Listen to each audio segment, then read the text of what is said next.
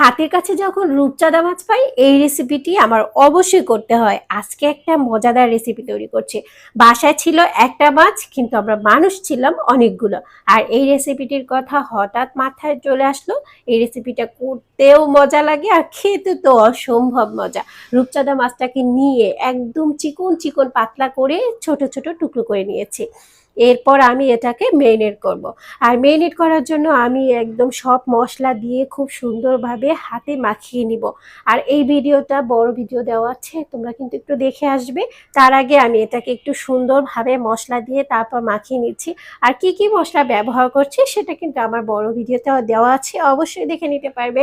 আর সুন্দরভাবে মশলাগুলো দিয়ে যখন মাখাচ্ছিলাম এতটা সুন্দর ফ্লেভার আসছিল কি বলবো। রূপচাঁদা মাছ আমার বাসায় যখনই নিয়ে আসে আমার কাছে মনে হয় যে এটা খেতে ভালো লাগে, অন্য কোনো রেসিপি আমার ভালো লাগে না তেমন একটা। তারপর আমি